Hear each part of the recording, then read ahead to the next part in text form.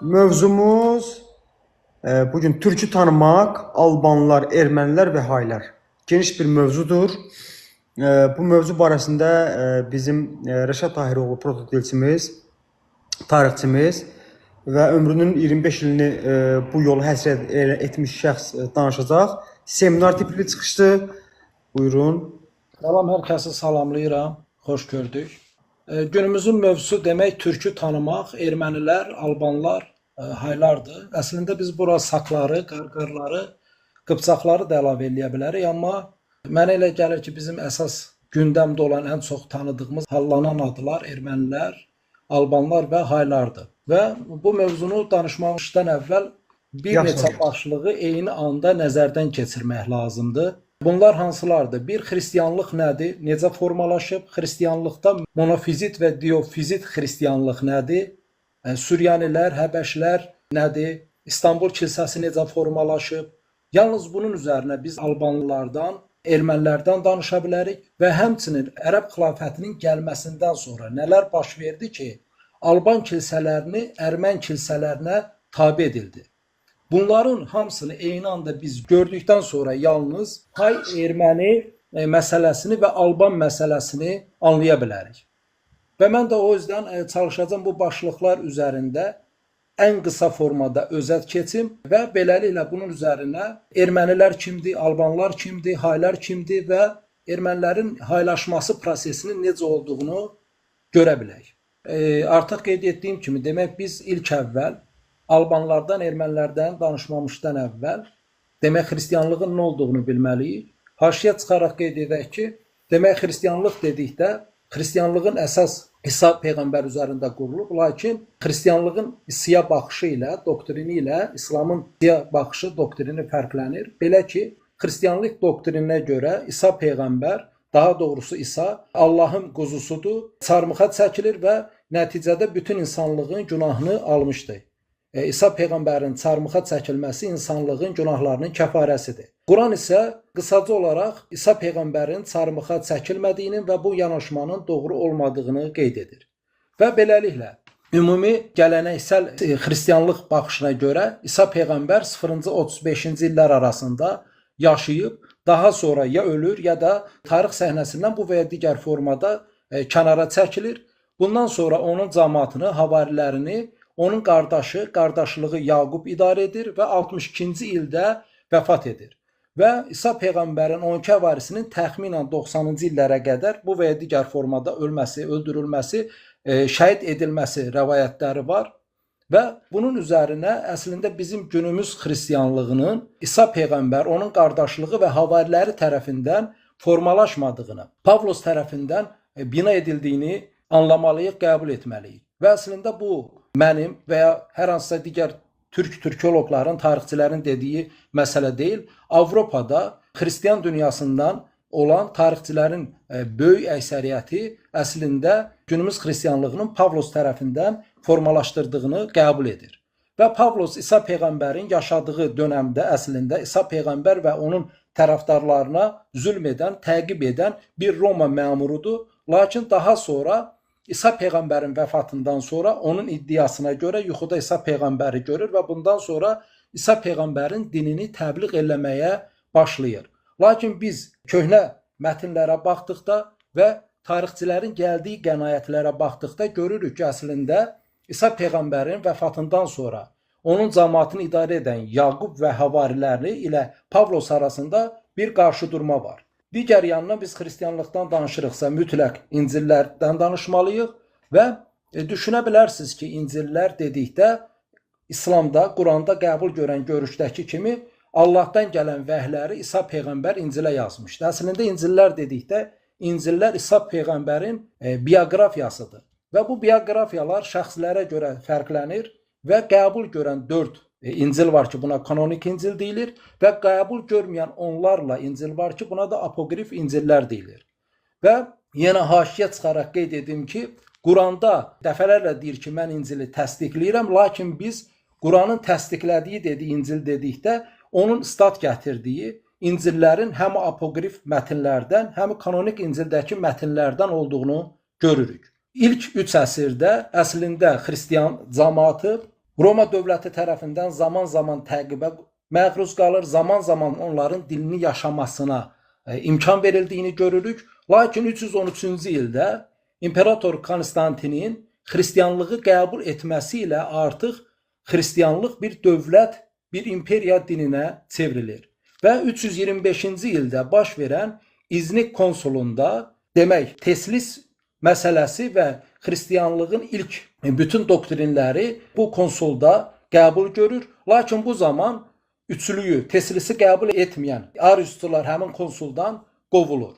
İlk 3 əsrdə görürük ki, demək xristianlığın bir dövlətsiz formada yayıldığı dövr var. Lakin 313-cü ildə xristianlıq bir imperiya dininə çevrilir və bu müddət ərzində demək bir Musa şəriətini yaşayan Ebyunitlər, Nasturilərin olduğunu və həmçinin demək bu zaman məşhur olan Antakya, Suriya, İskəndəriyə və Efiopiya kilsələrinin olduğunu və yalnız xristianlığın bir imperiya dininə çevrilməsindən sonra İstanbulun daha doğrusu o dövrdəki adı ilə Konstantinopolda da bir mərkəz kilsənin formalaşdırdığını görürük. Lakin adını çəkdiyimiz Antakya, Suriya, İskəndəriyə, Efiopiya kilsələri İstanbul kilsəsi ilə bundan sonra arasında bir qarşıdurma baş verəcək.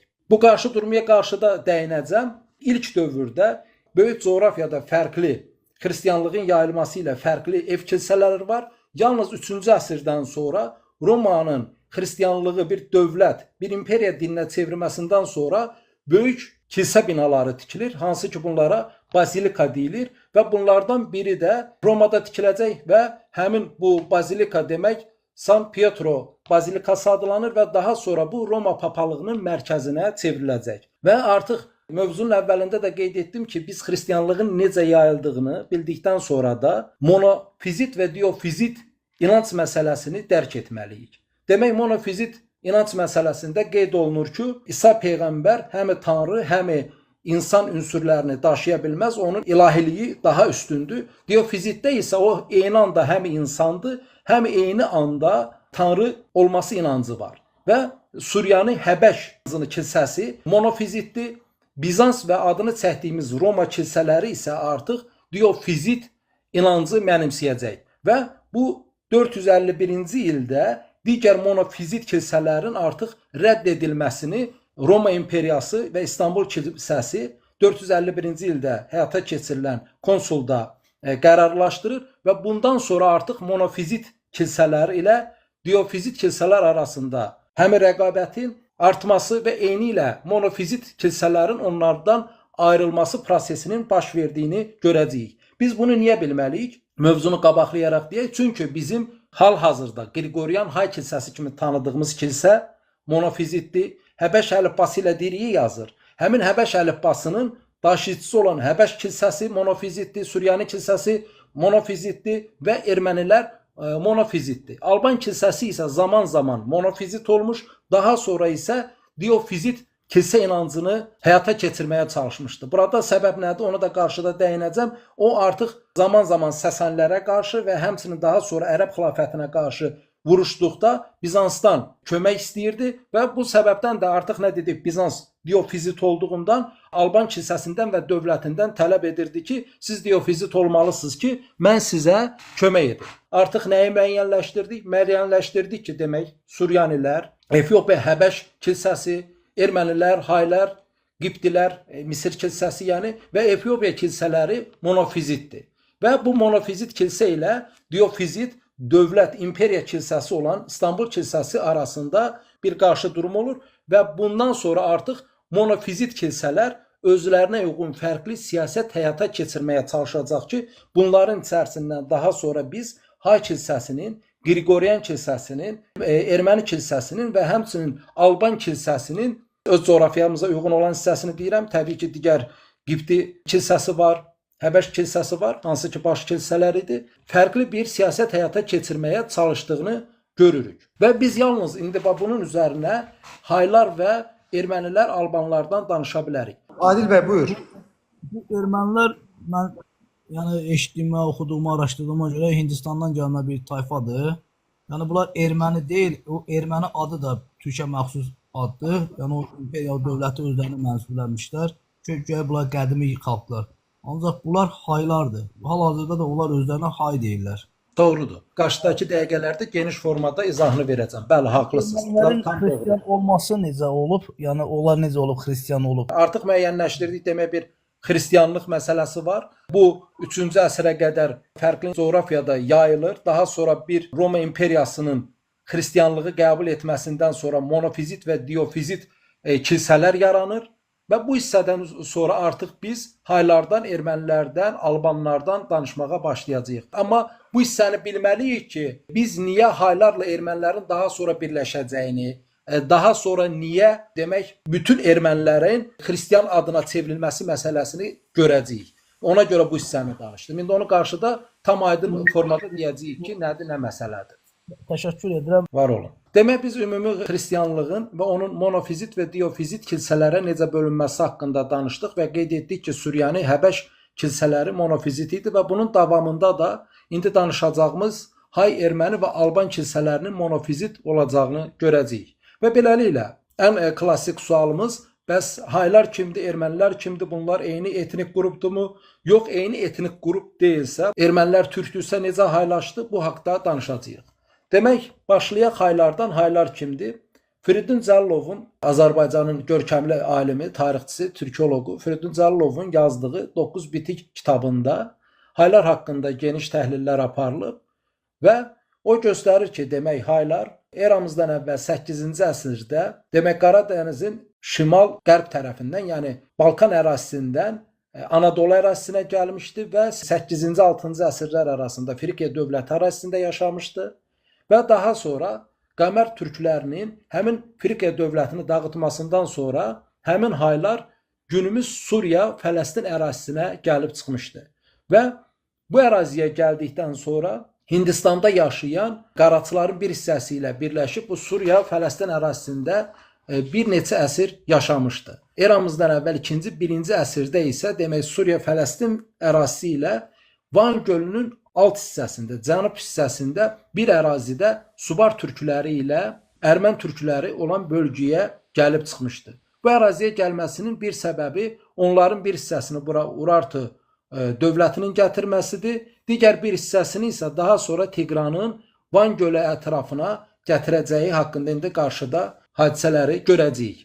Və indi biz demək ümumilikdə hayların Balkan ərazisindən Anadoluya, Frikiya dövləti ərazisinə gəldiyini, daha sonra isə eramızdan əvvəl 4-cü, 5-ci əsrlərdə Fələstin Suriya ərazisinə gəldiyini və burada da əvvəldən Hindistandan gələn qaraçılar ilə birləşdiyini görürük. Açaryan demək onun əsəri 562 dildə müqayisədə erməni dilinin tam qrammatikası adlı əsərdir, kitabdır və o bu kitabında qeyd edir ki, mən erməni xalqının dilinin formalaşmasında Urartu və başqa 18 yerli qəbilənin dilinin olduğunu müəyyənləşdirdim.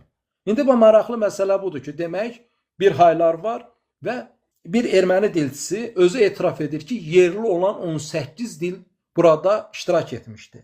Və digər dilçilər də həmçinin burada demək qaraçı dilinin və bəzi dilçilər isə 12 dilin erməni, günümüz hay erməni dilini formalaşdırdığını qeyd edir. Və Firidun Cəllovun göstərdiyi bir erməni tədqiqatçısı isə etiraf edir ki, demək yerli olan Armen Subar toponimi və xalqı daha sonra artıq bir erməni etnik keyfiyyətinə düşmüşdü. O bu cümləni belə ifadə edir. Demək ki, baxmayaraq ki, Suriyalılara, Yunanlara və başqalarına İranlılardan keçən Armen adı, Armeniya toponimi törəmişdi. Hər halda Urartu əhalisi kimi Subar Armenlərin də haylaşması prosesi başa çatdığı üçün biz artıq Yunanca formalaşan Armen, yəni həm də mümkün qədər hay dili dominantı ilə Armen adı altında yeni etnik keyfiyyəti düşünməliyik. Biz artıq ən azından 2 tədqiqatçını göstərdik ki, bunlar özləri etiraf edir ki, Armen, erməni hansısa bir yerli qəbiləsi var.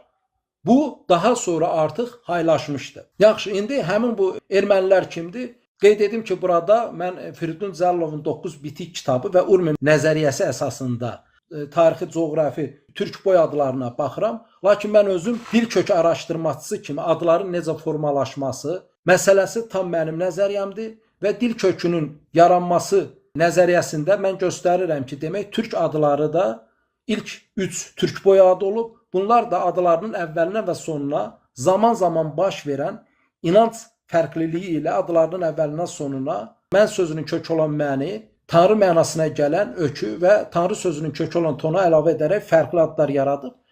Bunu danışmaq istəmirəm, əvvəlki söyləyişlərdə danışmışam və həmin Ur tayfalarının bir hissəsi özlərinə Urma deyir və bu Urma adından şərqdə günümüz Çin ərazisində olan Urumçu Türk bölgəsi, günümüz Cənubi Azərbaycanında Urmiya gölünün adı, eyni ilə qərbdə Urma, Rıma, Roma adının və həmçinin günümüz Azərbaycan ərazisində Ərmən bölgəsinin olduğunu görürük.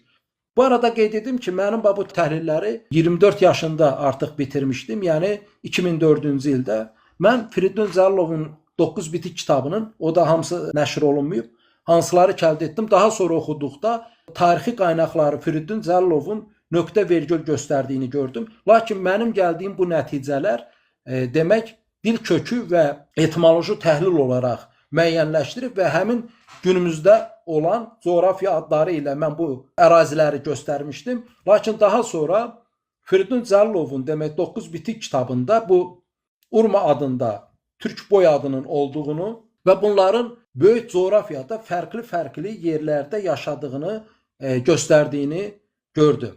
Və bu arada qeyd edək ki, demək Firidun Cəllovun həmin kitablarında qeyd edir ki, demək Bistun yazıtlarında Ermən adı Urartu adına sinonim olaraq işlədilir. Eyni ilə Ulu Sargonun döyüşləri zamanı Ermən adının bir Ermən boyunun olduğundan danışılır və həmçinin böyük coğrafiyada bütün demək olar ki, Asiya qitəsində biz Ermən adını həm dağ, kənd adı kimi, fərqli toponimlər kimi, həmçinin bir çox türk boy adı kimi qarşımıza çıxdığını görürük. Və əlavə olaraq mən əvvəlki videolarda da danışdığım kimi qeyd edim ki, həmin ermənilərin bir hissəsi demək Şərqi Avropa ərazisində, Kiyev, Ukrayna, Polşa, Litva ərazisində, Krımda yaşayır. Onlar özlərinə ermən deyir, lakin onlar özünə hay olduğunu qəbul etmir və türk dilində danışır. Çox əfsus ki, onlar artıq assimilyasiya olub ruslaşmaq üzrədir. Buna əlavə olaraq nə deyə bilərik? Nizami Gəncəvinin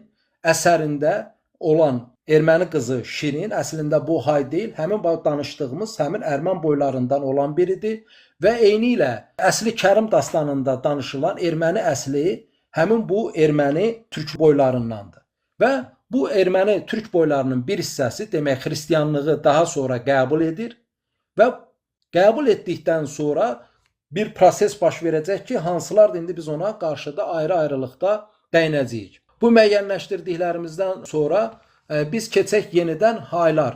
Nə qeyd etdik? Demək biz qeyd etdik ki, haylar Balkan ərazisindən eramızdan əvvəl 8-ci 6-cı əsrlərdə Anadolu ərazisinə, Frikiya dövləti ərazisinə gəlir. Daha sonra günümüz Fələstin, Suriya ərazisinə gəlir. Bu artıq 5-ci 4-cü əsrlərdir və burada o Hindistandan gələn qaraçılarla da rastlaşır və birləşir. Və daha sonraki dönəmdə bunlar eramızdan əvvəl 2-ci 1-ci əsrə doğru Van gölünün alt hissəsində yaşayan Subar ermən türklərinin yaşadığı bölgəyə gəlir. Haylar bu zaman görünür həmin qaraçıların gətirdiyi və həmçinin farslarda olan Zərdüşt inancı ilə tanış olurlar. Və haşiyə çıxaraq biz hay sözünün də hansı şəkildə formalaşması sualını ortaya qoymalıyıq. Hay sözünün formalaşması ilə bağlı bir neçə iddia var. Bunlardan biri belədir ki, eramızdan əvvəl 1-ci minillikdə Hayasi Azi krallığı qurulmuşdu və hayların adı bu krallıqla əlaqədardır. Lakin burada belə Hayasa Azi krallığındakı Hayasa sözünün necə formalaşması cavabsız qalır. Digər bir iddiaya görə isə Urartu dövləti zamanında günümüz Ermənistan ərazisinə Hitit və Hattilərin adı ilə Hatti deyilmiş, daha sonra bu hay sözünə fonetikləşmişdi. Digər bir versiyaya görə isə haylar qədim Frikiya dövləti ərazisinə gəldikdə burada günümüz Ankara şəhəri yaxınlığında olan Haymana şəhəri ətrafında yaşamış və Haymana şəhərinin adı ilə hay adlanmışdı. Və biz bu zaman Haymana şəhərinin adının izahını verməliyik. Haymana şəhərinin adı necə formalaşır? Bəziləri iddia edir ki, Haymana şəhəri ərəb fars dilində olan çadır mənasına gələn hay sözündən formalaşmışdı. Digər bir iddiaya görə isə Haymana şəhəri Səlcuqlu sultanı Ələddin Keykubatın adı ilə əlaqədardır. Keykubat adı zamanla Haymana adına fonetikləşmişdir. Mənsə bu adın Yunan mifologiyasında ilk tanrıça olan, yer və təbiət tanrıçası olan Kea adı ilə əlaqədar olduğunu düşünürəm. Haymana adı Kea ana, Kea mama sözündən formalaşmışdı. Bəs Kea sözü necə formalaşmışdı? Mən Dilin Kökəni kitabında göstərirəm ki, yer aşağı canlı mənasına gələn oqqo kökü ilə otto kökünün birləşməsindən kod üç səsli yuvası formalaşmışdı və türk dilində olan qadın, xatun sözü, otlaq mənasına gələn haya sözü və həmçinin Yunan dilində tanrıça mənasına gələn keya sözü, türk dilində kişi cinsiyyət orqanı mənasına gələn xaya sözü, rus dilində olan eyni mənalı xuy sözü və ərəb dilində olan canlı mənasına gələn həya sözü kod üç səsli yuvası ilə əlaqədardır ki, kod sözünün tərs kombinasiyası da toxum sözünün köküdür. Və həmçinin türk dillərində Həymiyə adı olduqca məşhurdur. Ərtuğrul bəyin anasının adı da Həymiyədir. Və bu ad ərəb-fars dili ilə əlaqədar olmayıb, elə türk dilində qadın, xatun mənasına gələn və otlaq mənasına gələn qaya sözü ilə əlaqədardır. Və beləliklə haylar eramızdan əvvəl 8-ci 6-cı əsrdə Frikiya ərazisinə gəlmiş, burada Haymana şəhəri ətrafında yaşamış, şəhərin adı ilə Hay adlanmış və daha sonra günümüz Fələstin, Suriya, Livan ərazisinə gəlmiş, burada farslar qaraçılarla tanış olmuş və farsların zərdüştlüyü və onun tanrısı olan Əhriman Hörmüz və tanrıçası olan Anahitlə tanış olmuşdur. Burada onlar Əhrimana, Hörmüzə və Anahitə sitayiş edirdi. Və bunun paralelində artıq qeyd etdiyim kimi həmin ərazidə Subarlar və Ərmən türkləri yaşayır və günümüz Hay erməniləri qeyd edir ki, demək onların ən böyük kralı Artaşesdir, daha sonra onun qurduğu dövləti Tiqran davam etdirmişdi. Lakin ermənilərin özünün içində və həmçinin Rus, Avropa və İranda yetərincə tədqiqatçı Artaşesin və Tiqranın Hay olmadığını, erməni olmadığını, bir Fars dövlətindən gələn və adlarının da farsça olduğunu düşünür. Lakin mən Artaşesin əslində bir fars olmadığını və adının da Ərdaş sözü ilə əlaqəli olduğunu qeyd edirəm. Qarşıda sual verilsə bu haqda danışarıq, lakin ümumilikdə demək, ermənilərin hayların qəbul etdiyi ilk dövlət Ərtaş zamanında qurulur və eramızdan əvvəl 70-ci illər ərəfəsində Tiqran öz adına qurdurduğu Tiqranaket şəhərinə, demək Suriya Fələstin ərazisində yaşayan hayları gətirir. Demək bir Urartu dövründə qismən hayların Van gölünə, Subar Ərmən bölgəsinə gətirildiyini, daha sonra isə Tiqran dövründə gətirildiyini görürük. Artıq qeyd etdiyim kimi demək ermənilər bu dövrdə hələ xristianlıq yoxdur, fikir verirsə eranın başlanğıcından 40 il, 50 il əvvəldir. Onlar demək zərdüştlüyün tanrılarına, Əhrimana, Hörmüzə, Anahitə sitayiş edir. Qədim erməni mənbələrində belə bir fayda var ki, biz erməni panteonuna əlavə olaraq türk tanrısını əlavə etdik. Bu tanrının kahininin adı Paskamdır. Və bu haqda danışan Firidun Cəllov öz kitabında qeyd edir ki, buradakı Paskam əslində baş kam deməkdir. Demək biz bu müddət ərzində, fikir verin, eramızdan əvvəlindəki ilk 100 illiyə qədər hayların hələ ayrıca bir etnik qrup kimi var olduğunu, bu bölgədə isə Subar və Ərmən türklərinin Van gölünün alt hissəsində var olduğunu görürük. Lakin fikir verin, burada demək hansısa bir qaynaşma baş verir ki, artıq haylar necə ki Hörmüzü, Anahiti özlərinə tanrı qəbul edirsə, demək eyni ilə türkü özlərinə bir tanrı olaraq qəbul edir. Və burada yenə haşiyə çıxaraq əlavə bir məsələni deyim. Fikir verirsinizsə, digər xristiyan kilsələrindən fərqli olaraq günümüz Qriqoryan kilsəsində türkə qarşı böyük bir nifrət var.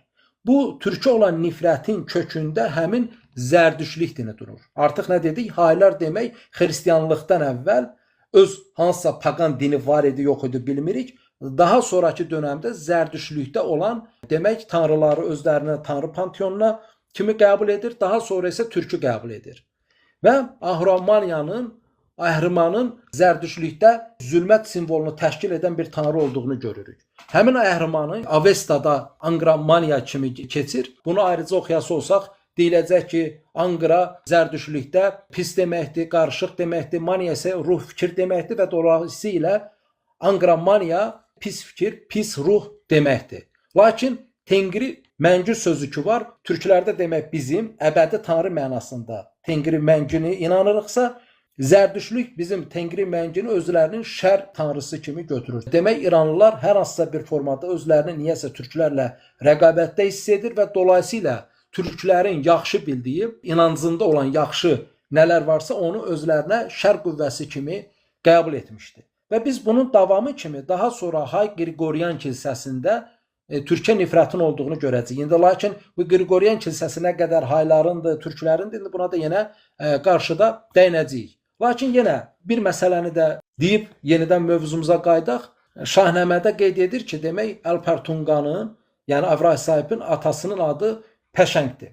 Və biz buradakı Pəşəngi əslində baş sak kimi oxumalıyıq. Orada qeyd edilir ki, Alpertunqa Anahitə at, qoç və öküz qurban verirdi. Bugün ermənilərin o tanrıçası olan Anahita və eyni ilə farslarda olan biz Anahitanın əslində ana və kut sözündən formalaşdığını düşünməliyik. Bu bizim Umay inancına uyğun gəlir, lakin Umay nədir, ana kut nə deməkdir, bu tanrıdırmı, tanrıçadırmı, bu ayrıca bir mövzudur. Lakin yəni biz bunun türk dilindəki sözlərlə açıldığını görürük. Lakin demək Alpertunqanın atasının adının da Pəşəng, yəni baş sak olduğunu müəyyənləşdirdikdə biz nəyi müəyyənləşdiririk? Demək ki, mən əvvəlki bölümlərdə qeyd etmişdim ki, türklərdə pir, qam, maq sözləri olduqca vacib idi və onlar qurtarıcısına zaman-zaman bu sözlərdən istifadə edərək adlar vermişdi. Demək, bir məsələ var. Mən qeyd etmişdim ki, Azərbaycan sözü Asur bodun sözündən formalaşıb. Burada Asur bodun sözündə sının zılaşması, tılaşması ilə o atır bodun Atropatena sözünə çevrilib. Və bodun sözündəki d-nın yılaşması, zılaşması ilə isə o Asurbodun, Azərboydun, Azərbaycan sözünə çevrilib. Bildiyimiz kimi tarixdə bizim qarşımıza Atropat adlı rəhbər adları çıxır və iddia olunur ki, həmin Atropat adından Atropatena sözü formalaşıb.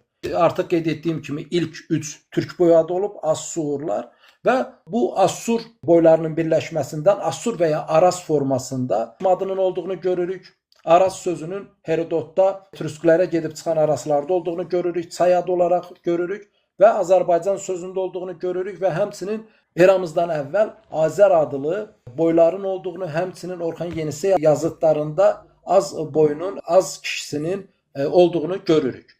Və burada Asur sözünün sonuna baş sözü gələrək Azərbaş, yəni Asurların, Azərlərin başı mənasında adın olduğunu, artıq necə ki z-nın tılaşması ilə atır forması yaranmışdı. Eyni ilə Asurbaşda hər iki z-nın tılaşaraq Aturpat sözünün formalaşdığını düşünməliyik. Bunu da deyib artıq yenidən mövzumuza qayıdaq. Demək, Firidun Cəlilov eramızdan əvvəl 714-cü ildə Subarlarda Pirdatu və Sak bəylərində isə Pardatu xanı rəhbər adının olduğunu göstərir, lakin qeyd edir ki, Firidun Cəlilov bu adı aça bilməmişəm. Buradakı Pirdatu əslində pir dədə deməkdir. Demək, biz eramızdan əvvəl 714-cü ildə Pirdatu, yəni pir dədə adının həm Subar bəylərində, həm Sak bəylərində rəhbər mənasında olduğunu görürük. Hansı ki, biz həmin o pir dədə anlayışlarını ən sonuncularını harda görəcəyik? Osman Qazi dövründə Osmanlını quran pirlərdə, dədələrdə görəcəyik. Mən keçən mövzuda bununla bağlı danışmışam. Və mövzumuza qaydası olsaq, biz nəyi gördük? 313-cü ildə Bizans, Roma xristianlığı dövlət dini kimi qəbul edir. Yalnız bundan sonra xristianlıq fərqli coğrafiyalarda hər kəsin öz coğrafiyasına uyğun yayılırdısa, artıq İznik konsulundan sonra Roma, Bizans öz dövlət siyasətinə, marağına uyğun bir dövlət dini olaraq xristianlığı yaymağa çalışacaq. Bu arada bir şey deyim, mən həmişə deyirəm ki, din bir toxum kimidir. O hansı coğrafiya, hansı cəmaata əkilirsə, həmin torpağa, coğrafiyaya uyğun da fərqli məzhəblər yaranır. Və eyni ilə biz fərqli coğrafiyalarda istənilən dinin fərqli formada formalaşdığını, şərh olunduğunu, məzhəbləşdiyini görürük. Və Romada xristianlıqdan əvvəl var olan pagan tanrılarını, Mitran günəş tanrısını İsa inancı ilə, xristianlığı ilə sintez edərək günümüzdə bizim bildiyimiz Roma imperiya dininə çevirmişdi. Və elə bu səbəbdən də biz əsl İsa'nın nə olduğunu kənara qoysaq, əslində İsa adı altında olduqca çoxlu pagan inancının və Mitriyan inancının olduğunu görürük. Elə bu səbəbdən də demək Roma imperiyası Diofizit bir inancı qəbul edirdi və bunun əksi kimi Suriya, Həbəş kilsələri isə monofizit bir inancı qəbul edirdi. Lakin biri dövlət dinidir artıq, böyük bir imperiyanın dinidir, digərləri isə xırda kilsələrdir. Və bu səbəbdən Suriya və Həbəş kilsələri uzun müddət gizlin formada qalmağa çalışmışdı. İndi burada biz artıq nədir? Albanların və türklərin xristianlığı haqqında danışa bilərik. Demək, biz müəyyənləşdirdik ilk 3 əsrdə fərqli, öz inancına uyğun, əvvəlki gələnəklərinə uyğun yaratdığı bir xristianlıq var idisə, artıq Roma imperiyası öz maraqlarına uyğun bir din yaymağa, yaratmağa çalışır və bu zaman demək biz Alban xristianlığının nə cür olmağına baxmalıyıq. İlk əvvəl demək Albanlarda xristianlığı yayılmasını Yelisey, müqəddəs Yeliseyin həyata keçirməyə çalışdığı, daha sonra o və şagirdlərinin şəhid olduğu, daha sonra isə Alban çarı Urnayın zamanında günümüz Ermənistan bölgəsində xristianlığın yaymağa çalışdığını görürük və üçüncü mərhələ isə demək Parf xanı olan Anak bəyin oğlu Qriqorun, demək hansı ki biz onu indi Cərcüsi kimi Azərbaycanda tanınır, Qriqorun xristianlığı yaymağa çalışdığını, lakin daha sonra onun Masaget kralı tərəfindən öldürülərək yenə bu xristianlığın yayılmasına mane olunduğunu görürük və bundan sonra 2-ci Yezdəgir 439-50-ci illər arasında demək Alban ərazisini atəşpərəstliyi zorla yaymağa çalışır, lakin 487-ci ildə 2-ci Vaçenin qardaşı oğlu 3-cü Vaçakanın taxta çıxması ilə Albanda yenidən kilsələrin, monastırların tikildiyini və farsları ərazidən qovaraq xristianlığın yayıldığını görürük. Təxminən 4-cü əsrdə Suriya Həbəş kilsəsinin xristianlığının eyni ilə Ərmən, Hay, Alban bölgəsində bir xristianlığın yayıldığını görürük. Digər xristianlıqla bərabər olaraq. Və Hayların xristianlığı qəbul etməsindən sonra, Zərdüştlərdən öyrəndiyi türk nifrətindən sonra artıq fərqli bir dona bürünən bir xristianlıq yaratmağa başlayır. Azərbaycan və Ermən bölgəsində də xristianlığı yayan Anak bəyin oğlu Qriqordur ki, hansı ki o günümüzdə Azərbaycanda Cərcüs kimi tanınır. Və o Part ölkəsindən qaçan bir bəy idi. Anası mənbələrə görə bir Qıpçaq xanımı idi və partları da bir hissə İran dilli qəbul edir, bir hissə isə onların türk olduğunu qeyd edir. Lakin bu da mövzumuz deyil. Və 452-ci ildə də Roma monofizit öyrətini rədd etdiyindən artıq Suriya kilsəsi öz dinini Alban ərazisində, türklər içində yaymağa çalışır. Və eyni anda təbii ki, Haylar da monofizit bir dini qəbul edir. Və bəzi mənbələrə görə 506-cı ildə, digər mənbələrə görə isə 527-ci ildə Dəvəli kəndində ümum Qafqaz yığıncağı keçirilir. Gürcülər, Albanlar, Ərmənlər və Haylar monofizit inancı kilsə inancına çevirəcəyini müəyyənləşdirir. Lakin daha sonraki dönəmdə demək ərəblər bu əraziləri gəlib tutması baş verir. Mənbələrdən müəyyənləşdiririk ki, Ərmən kilsəsi xəlifəyə məktub yazaraq Albanların Bizansla əlbir olduğunu qeyd edir. Bu nə deməkdir? Demək artıq monofizit kilsə olan Albanlar artıq Bizansdan kömək istəyir. Bizans nə idi? Bizans monofizit öyrətini, inancı qəbul etmirdi, diofizit idi və o Albanlardan diofizit inancı qəbul edərsə kömək edəcəyini qeyd edir və bunun üzərinə demək ərəblər Albanlar ilə Bizans arasında əlaqənin yaranmasından qorxaraq Alban kilsələrini məhv edir, onun bütün yazılarını məhv edir. Daha sonraki dönəmdə də Ermənilərlə Hay kilsəsi arasında bir birliyin qurulması baş verir və daha sonra Ermən sülaləsindən olan Sumbat Babəki sataraq müstəqil bir hakimiyyət əldə edir və bunun üzərinə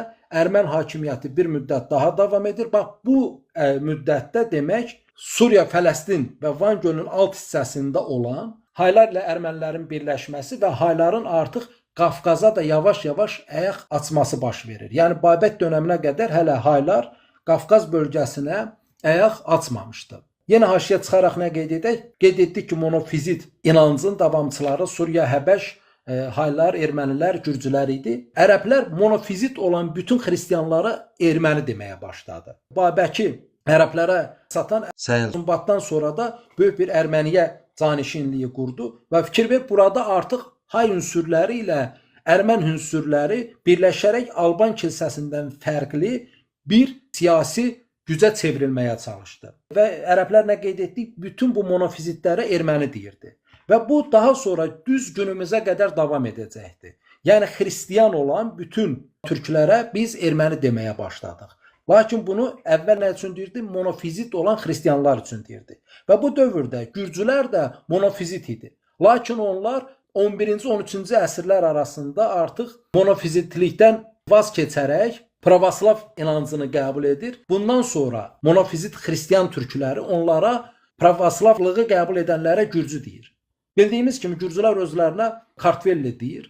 Nə gürcülər onun nə olduğunu bilir. Və biz də əslində gürcü sözünün necə formalaşdığını bilmirik. Öz tədqiqat kitablarında Bəxtiyar Tuncay bəy qeyd edir ki, Alban dilində qorçu sözü bütpərəst deməkdir. Alban ədəbiyyatını geniş formada araşdıran və onun bir türk dili ədəbiyyatı olduğunu, türk-qıpçaq ədəbiyyatı olduğunu göstərən Bəxtiyar Tuncay bəy qorçu sözünün bir bütpərəst mənasına gəldiyini qeyd edir. Lakin o sözün hansı formada, niyə formalaşdığını bilmir. Yaxşı, bu qorçu sözü niyə bütpərəstdir və hansı sözdür?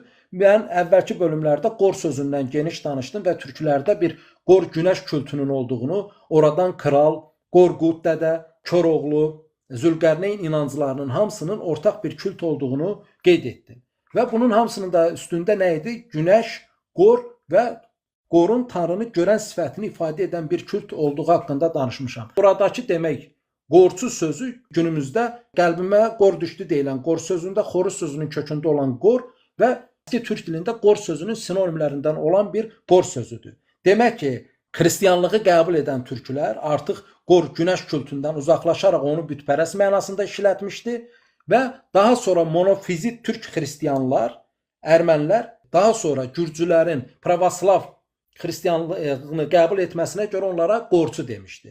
Yəni bax günümüzdəki gürcü sözünün də kökü bu formadadır. Və Krımda hal-hazırda da iki gürcü kəndi var və onlar qıpçaq türküdür, qıpçaq türkçəsində danışır. Krımda iki kəndin olması, qıpçaq türkçəsində danışması mənbəsi də Bəxtiyar Tuncay bəyə aiddir. Bundan başqa nəyi müəyyənləşdirməliyik? Niyə haylar, ermənilər Həbəş əlifbasında yazır? Çünki monofizit kilsəni təmsil edənlər, yəni Efiopiya Həbəşlər, Suryanilər, haylar, ermənilər Həbəş əlifbasında yazırdı. Bu monofizit kilsənin əlifbasıdır.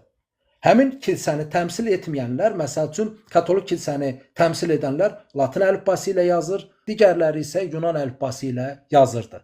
Və elə bu səbəbdən də demək, hay ermənilər Həbəş əlifbası ilə yazmışdı. Mən artıq haylardan danışdım, Urumlardan danışdım, Urma sözünün geniş coğrafiya yayılmasından danışdım. Urumçu, Urmiya gölü, qərbdə Roma, mərkəzdə günümüz Azərbaycan və qərbi Azərbaycan ərazisində ermənilərin olduğunu və onların Krım, Şərqi Avropa ərazisinə yayıldığını qeyd etdim. Yaxşı, bu Şərqi Avropaya ermənilər nə cür yayıldı? Artıq qeyd etdiyim kimi İslamı qəbul edilməsindən sonra Albanlar öz hakimiyyətini qorumaq üçün monofizit kilsə olmağına baxmayaraq Bizansdan kömək istədi və Bizans diofizit olduğundan Almanların diofizit kilsə olmasını tələb etdi. Və bundan xəbər tutan, daha doğrusu ermənilərin casusluğu ilə bundan xəbər tutan Ərəb xilafəti Albanları kilsələrini məhv etdi və oranı böyük erməni canişinliyinə çevirdi. Və bu zaman onlar ya ermənilərin içinə girməli idi, ya İslamı qəbul etməli idi, ya da ki digər bir hissə günümüz Şərqi Avropa ərazisinə və Krım ərazisinə qaçaraq orada yaşamışdı. Elə bu səbəbdən də günümüz Gürcüstan ərazisində 150-200 min Urumların olduğunu görürük. Onların türkcə danışıb xristian olduğunu görürük. Lakin bu ermənilər artıq Yunan diofizit kilsəsinə daha yaxındır. Digər hissənin isə Krımda, Polşada, Ukraynada, Latviya, Litviyada ərazisində yaşadığını və saylarının olduqca azaldığını artıq qeyd etdim. Bunun üzərinə nəyi müəyyənləşdirməliyik? Demək, Albanlar. Albanlar qədim türk boyadıdır. Alp sözündəndir.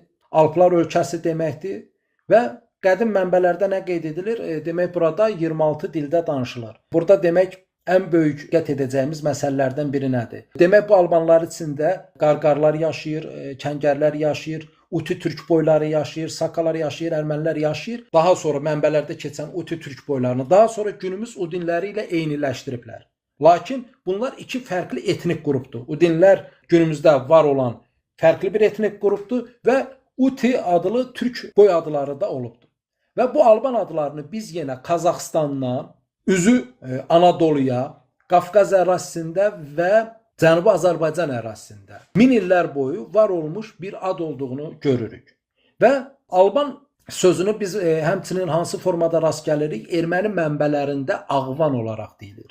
Səbəb nədir? Səbəb budur ki, 11-ci əsrə qədər İran dilində l səsi olmayıb, onlar l-nı ğ formasında yazıb.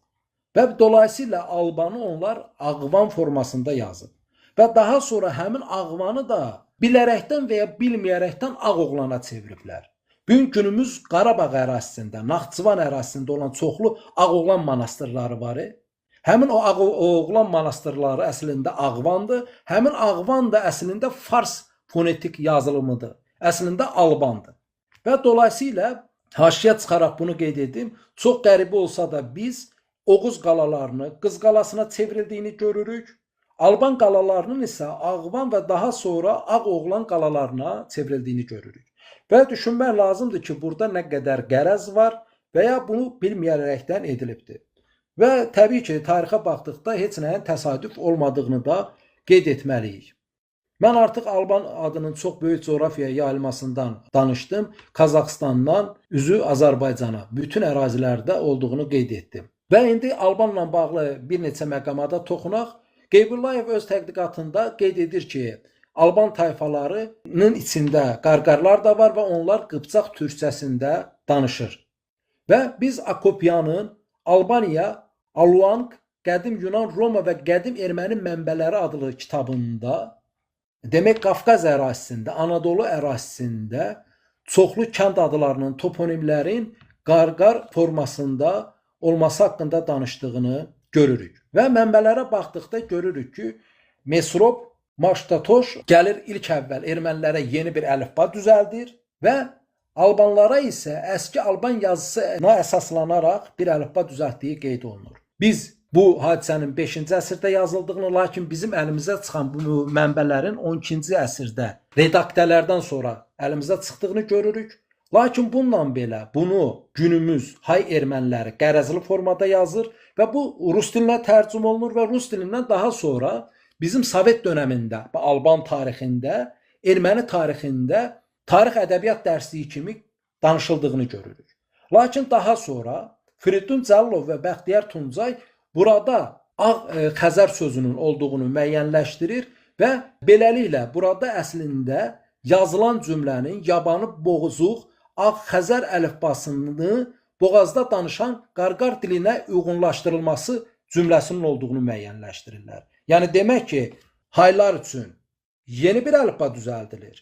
Albanlar üçün isə demək Ağ Xəzər əlifbası var imiş, onun qarqarlar üçün uyğunlaşdırıldığı məsələsi var. Və bildiyimiz kimi ən böyük iddialardan biri nədir? Albanların demək 52 hərfli bir əlifbası var. Bu məsələni geniş formada Bəxtiyar Tuncay bəy yazıbdır. Müəyyənləşdirir ki, demək buradakı 52 səsli Alban əlifbası deyilən bir əlifba yoxdur. Bu türk runik əlifbasıdır və bir çox əsərdə, bir çox əsər ortaya çıxıb ki, bunlar hamısı Qıpçaq türkçəsində yazılıb və bu Qıpçaq türkçəsi də günümüz Qazax, Özbək türkçəsindən daha çox bizim günümüz Oğuz türkçəsinə daha yaxın olan türkçədir. Yəni dolayısıyla qeyd olunur albanlar içərisində 26 danışan boy var. Bunlardan hansısı ola bilər ki, türk etnik qrupundan olmayıb və fərqli yazılıb, lakin albanların əsas aparıcı qüvvəsi qarqar, qıpçaqcası danışan türklər olub və bunlar türk runiklərindən istifadə edib. Burada hər hansısa fərqli, göydən düşmə, bizə bəlli olmayan bir əlifbanın olmadığını görürük. Və son olaraq bunu deyim, demək ermənilər Erməniyə ilə Alban arasında bir sünük bölgəsinin olduğundan danışırıq. Əvvəlki biz orta məktəb tarixində bundan danışırdıq.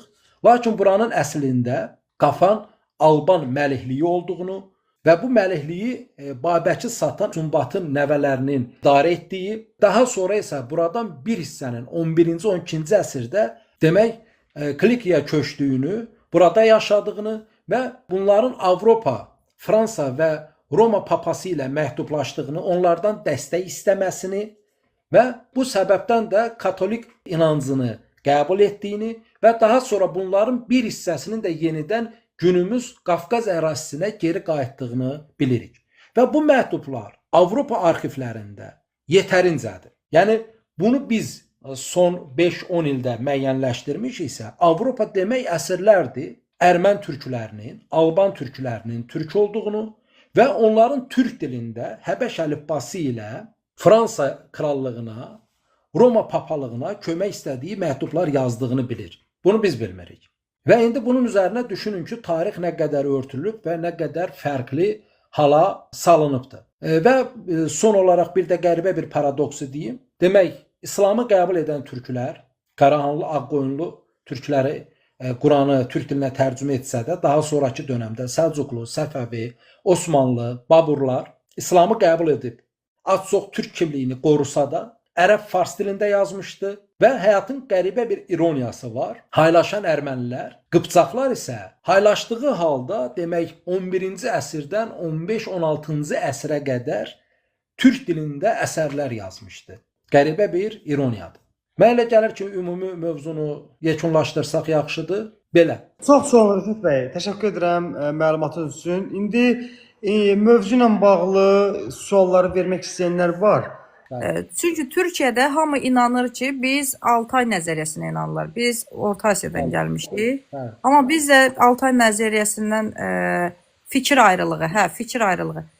Altay nəzəriyyəsinə yox, biz Urmi nəzəriyyəsini iddia edirik. Bu haqda istəyərdim ki, iminli bu haqda Kayrakan abi bir gün canlı açar. Bir dənə məlumat deyim bu dediyim mövzu ilə bağlı. Azərbaycanda Firidun Cəlilov bu daş babalarla, ən qədim daş babaların günümüz Azərbaycan ərazisində var olduğunu, yəni 4-cü, 5-ci minillikdən günümüzə və daha sonra Sibir Altay ərazisinə getdiyini həmin daş babalara əsasən göstərir. Və bundan başqa bir də belə deyim, kurqan mədəniyyəti var da. Ən qədim kurqanlar Soyuqbulaq mədəniyyətidir. Azərbaycanda Akstafa ərazisindədir. Təxminən 5000 il yaşı var. Və həmin kurqan mədəniyyətinin də günümüz sonuncu minilliyə qədər demək Sibir Altay və şərqə qərbə yayıldığını görürük. Yəni kurqanın da içində həmin demək sümüklərdə aparılan DNK-dan onların bütün sümüklərinin hakim təbəqəni təşkil edənlər demək R1A, R1B haplogrupuna aid olduğu müəyyənləşdirilibdir. Və bundan da başqa ən qəribə bir məsələ nədir? Demək çatal höyükdə olan insanların da haplogrupunun 40-50%-ə qədəri yenə R1A, R1B formasındadır. Siz bu məsələlər elə bir məsələdir ki, insanların bəzisi din məsələsi kimi də o bir var ağı, bir var inanc. Bir insana deyənməzsən də niyə inanırsan və ya inanmırsan. Bəziləri çox qəribə formada Sibir Altay nəzəriyyəsini qəbul eləməyə çalışır, amma sən bu kurqanları görməlisən, kurqanlardakı yaş fərqini görməlisən.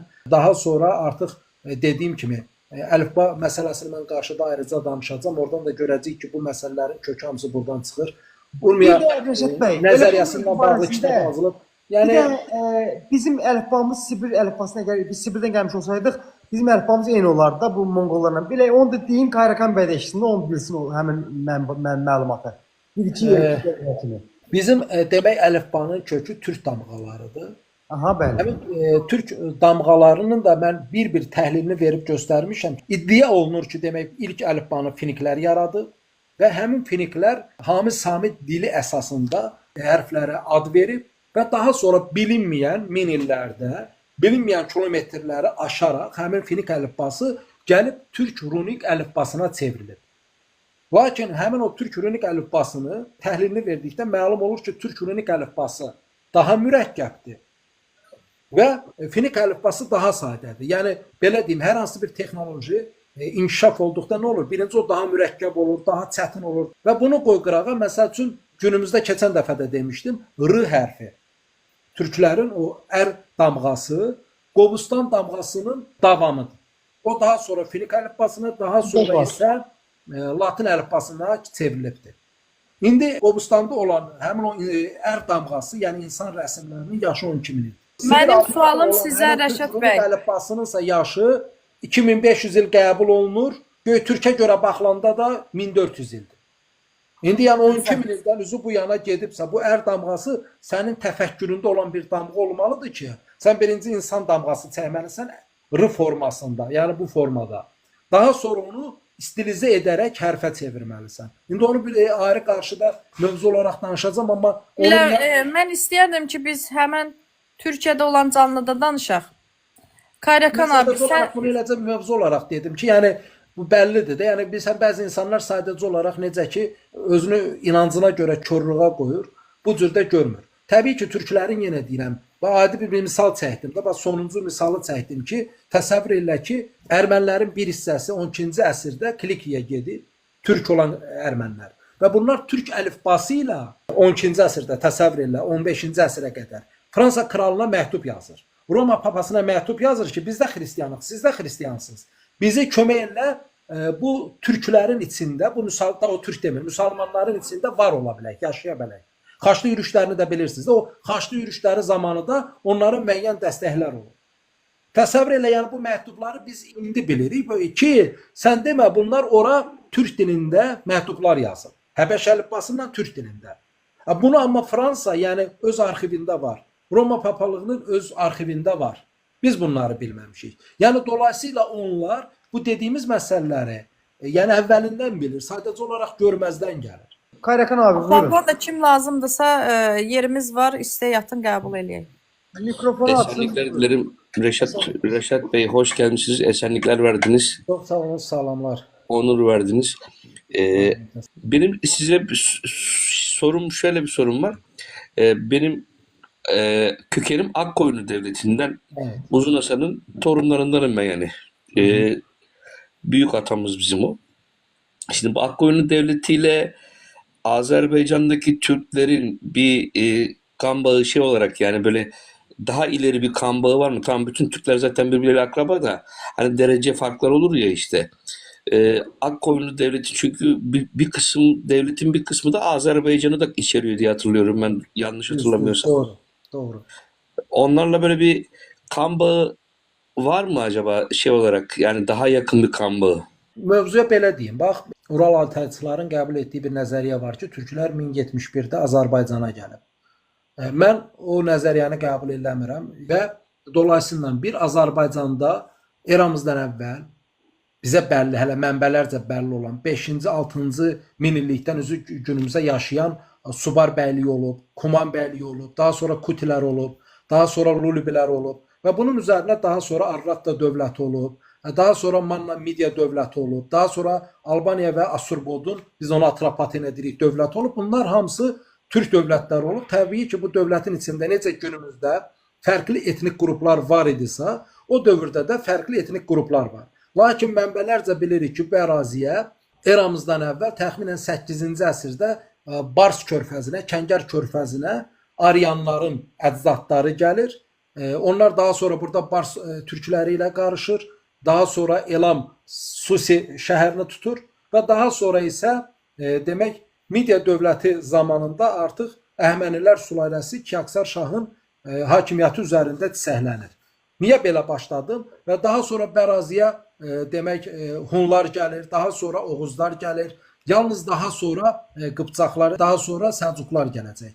Və Səlcuqludan sonra da artıq sənin də dediyin kimi burada Ağqoyunlu dövləti qurulur, Qaraqoyunlu dövləti qurulur və biz Azərbaycan rəsmi dərslik tarixində Ağqoyunlu və Qaraqoyunlu'nun Azərbaycan dövlətləri kimi keçirik. Osmanlıda bilmirəm nə cürdür. Yəni və biz Ağqoyunlu'nu da özümüzünkü hesab eləyirik, Qaraqoyunlu'nu da özümüzünkü hesab eləyirik.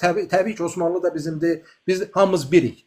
Amma yəni dərslikdə keçilməsi mənasında deyirəm. Və biz ona görə Ağqoyunlu'nu heç vaxt yad görməmişik və Azərbaycan ərazisində yetərincə qoç heykəlləri var ki, bu qoç heykəlləri ta qədim dövrdən fərqli coğrafiyaya yayılıb, amma Ağqoyunlu, Qaraqoyunlu dönəmində bunun son dönəmidir. Yəni qoç heykəllərinin yayılmağı. O da Azərbaycan ərazisində, Qərbi Azərbaycan ərazisində çoxdur və yenilən Türk ərazisində də bu qoç heykəlləri həmin o gələnəyin son davamçılarıdır. Bilmirəm suala cavab Peki, verə bildim. yok, çok net anladım ben sizi. Teşekkür ederim. Bir de şeyi soracağım. Siz az önce özür dilerim. Kurduğunuz cümlenin bir tarafında dediniz ki Gutiler ve Luviler. Bəli. Gutiler ve Luviler köken olarak Türkler mi yani? Proto Türkler mi? Kutilər bir dönəm Akkatları 100 il ərzində idarə etmiş bir dövlətdir və biz onu Firidun Cəllalovun Urmiya gölü nəzəriyyəsində Kutilərin türk olduğu qəbul görür. Ümumiyyətlə elə Azərbaycanın dərslik kitabında da Kutilər və Lulubilər Azərbaycan türkləri kimi keçilir. Ben neden sordum bunu? Sorma sebebim şuydu. Bir yayında Kürt kökenli birisinin işte Sümerlerin tabletlerinde Gutilerden bahsedildiğini, Gutilerin de Kürtlerin atası olduğuna dair bir isnatta bulundu, bir iddiada bulundu. Bilirsiniz necədir əziz qardaşım? Mən qeyd etdim də Akkatlarla 100 il idarə eləyib. Özə qəribədir Kutilərin idarə etmə sistemi. Demək o 100 il ərzində ilk dönəmdə 6 ildən bir seçilən rəhbərlər idarə edir. Daha sonra bu 3 ilə düşür, daha sonra 2 ilə düşür, daha sonra 4-5 ilə düşən, yəni seçki yolu ilə. Bu seçki yolu bax türklərin Dədə Qorqud dastanında belə var. Yəni qurultaylar olur, toylar olur. O qurultay əvvəl toy deyilir.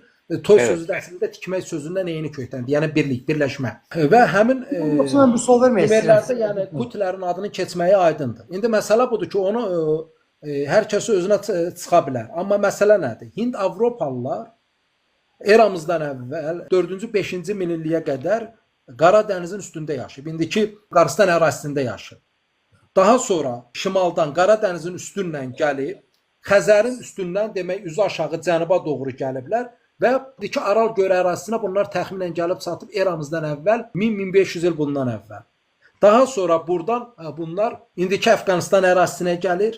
Həmin əraziyə Aryan adı deyilir. Həmin Aryan ərazisindən bir hissə gedir Hindistana, digər bir hissə isə gəlib çıxır indiki İran körfəzi deyilir. Əski adından Bars Kəngər körfəzinə. Ora gəlib çıxmaları bunların eramızdan əvvəl 8-ci əsrdir. Yəni 2800 il bundan əvvəl. Aydındır əziz qardaşım. Yəni Evet. 2800 il bundan əvvəl Hind-Avropa xalqlarının İrani qolu gəlib bura çıxır. Həmin İranilərdən daha sonra kimlər yaranacaq? Kürdlər yaranacaq, Farslar yaranacaq, Talışlar yaranacaq və digərləri yaranacaq. Aydındırmı? Yəni 2800 il bundan əvvəl bura gəlib çıxıbsa, indi bunun üstünə hər kəs deyə bilər ki, bu mənimdir. Amma gəlmə tarixi bəllidir. Bu bəlli olan məsələlərdir. Rəşid bəy, Peki ben bir dənə sual vermək istəyirəm. Sümerlerle Gutiler, özür dilerim, Türk Devletleri Teşkilatı hakkında son bir sorumuz sorup Tamam. ineceğim. Kengerler bizim Sümerler diye bildiğimiz esas ismi kendilerine Kengerler diyorlarmış. Bu sizin dediğiniz Kenger bölgesinden yola çıkarak o bölgeden mi çıktı diyorsunuz Sümerler? Yani Gutilerle bir akrabalığı var mı Sümerler, Kengerlerin? Məsələ necədir əziz qardaşım? Biz türk deyəndə bir türkdən danışmırıq da.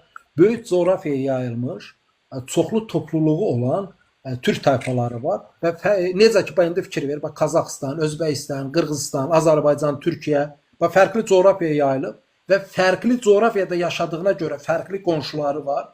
Fərqli qonşuları olduğuna görə fərqli belə deyək, siyasi, iqtisadi əlaqələri var və buna görə də zaman-zaman eyni uyğun gəlmir. İndi fikirləş o dövrdə də böyük coğrafiyaya yayılmış türk boyları var və bunlar fərqli zamanda fərqli formada yaşayıb. Mən qarşıda inşallah İç Oğuz, Dış Oğuzu ayrıca bir bölüm olaraq danışacağam. Ona görə bu məsələyə toxunmaq istəmirəm. Şumerlərin, ön Şumerləri mən türk qəbul edirəm. Bayaq danışdım Urmiya nəzəriyyəsinin banisi Firidun Cəllov. Mən ona ustad deyirəm. O Şumerləri türk qəbul etmir. Amma nə deyir? O da deyir ki, Şumerlər bu əraziyə gəlib, hara gəlib? Kəngər körfəzi ərazisinə gəlib, Subar bəyliyi olan əraziyə gəlib və bu əraziyə gəldiyinə görə kənarlar onlara Subar sözündən Şumer deyib, Kəngərlərin ərazisinə görə ona Kəngər deyib. Lakin mən bundan bir balaca fərqli düşünüb qeyd edirəm ki, həmin Şumerlərin öncülləri, necə ki, türklər fərqli əraziyə yayılmışdı, o gələnlər də eyni ilə türklərdir. Lakin daha sonra bu şəhərlərə, necə ki, indi Amerika fərqli köçlər var, düzdür? Eyni ilə də o dövrün Amerikası, ən inkişaf eləmiş mərkəzi Şumerlərdir və bura fərqli miqrasiyalar baş verirdi. Həmi əhali axınları və o ətrafda yayılırdı. Və təbii ki, necə ki, Çinin içinə gedən çoxlu türk bəylikləri var idi, hansı ki artıq sonra tarixdə silindi, çinliləşdi.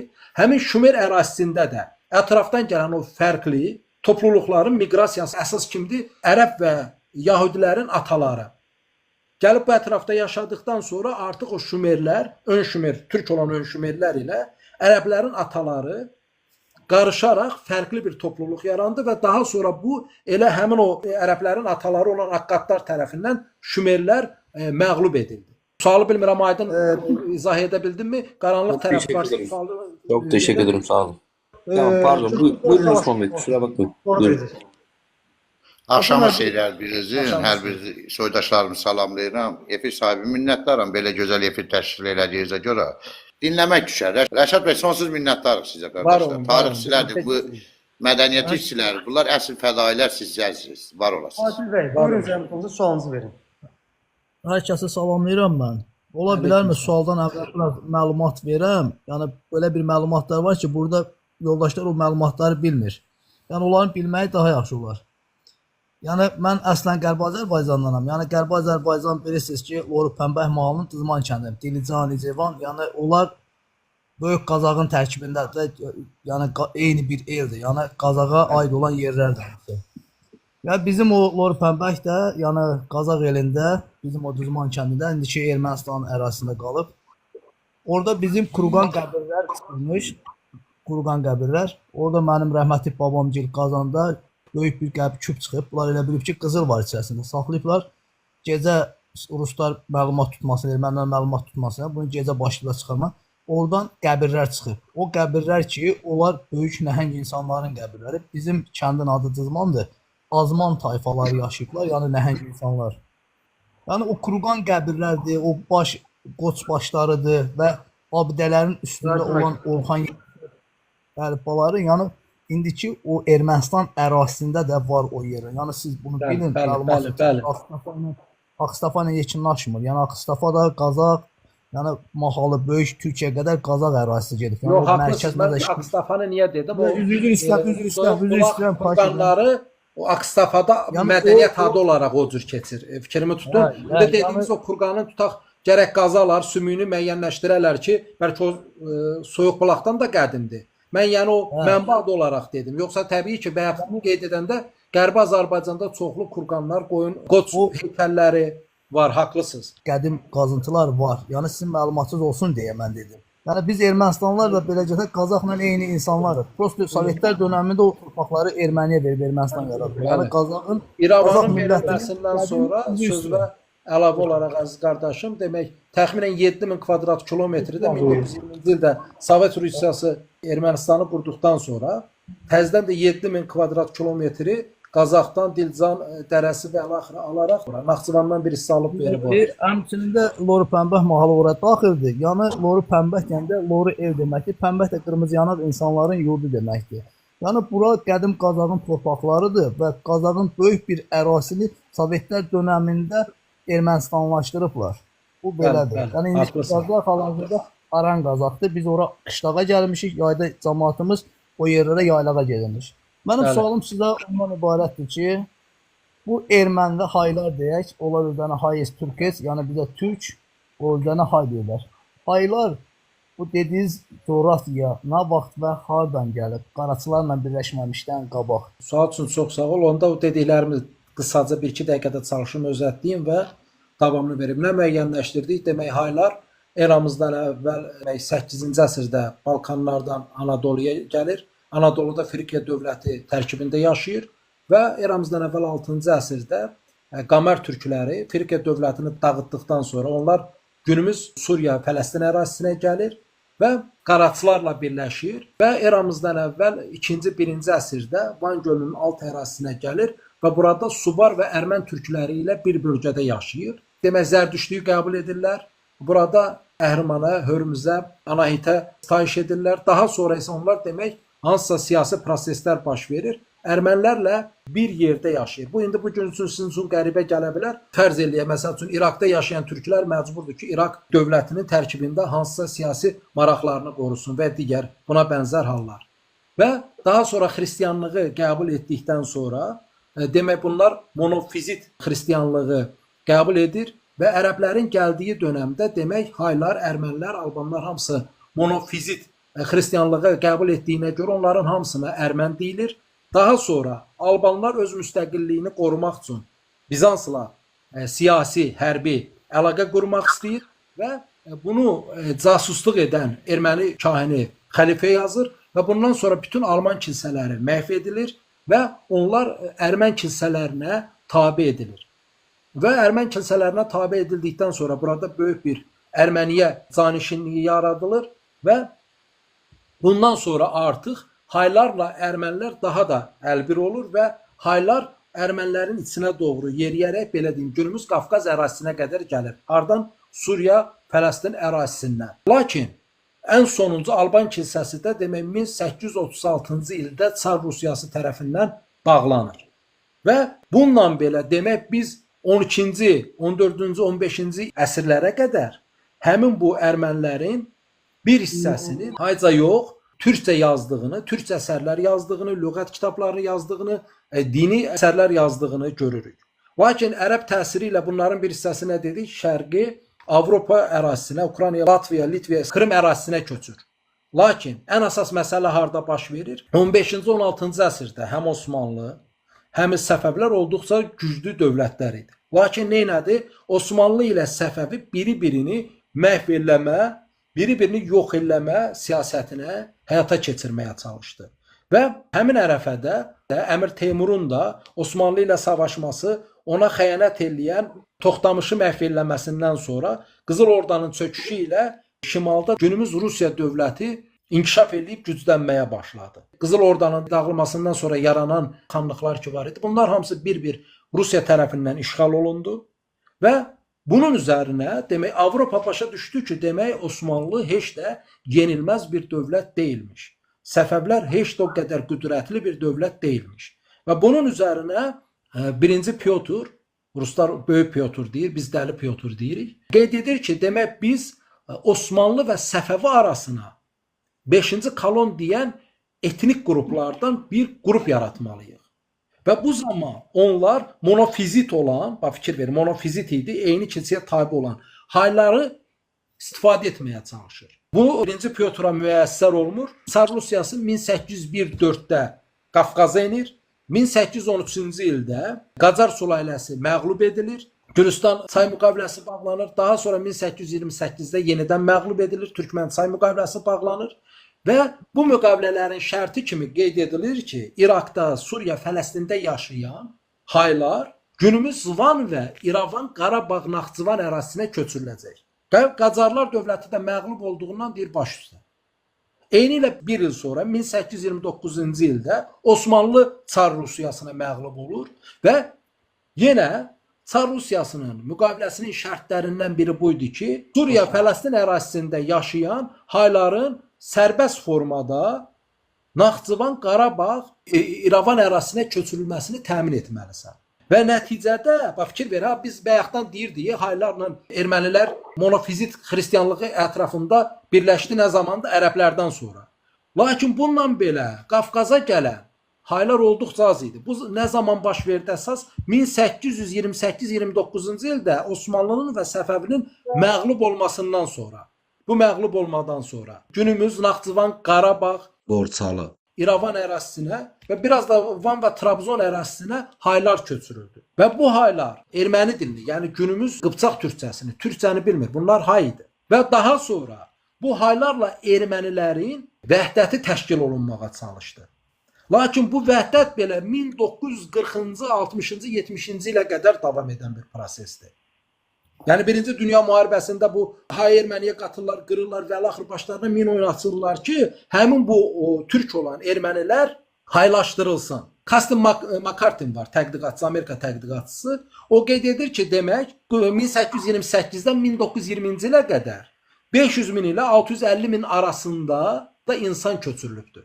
1-ci Dünya müharibəsində bu ərazidə nə qədər türkün qırıldığı bəlli deyil. Yəni 1-ci Dünya müharibəsində burada türksüzləşdirmə əməliyyatı aparılır. Eyni ilə 1828-dən 1920-ci ilə qədər bura hay əhalisi gətirilir. Bunlar daha sonra ermən türkləri haylarla sintez olunur, zorla qız alınır, qız verdirilir. Aydındır əzizlər.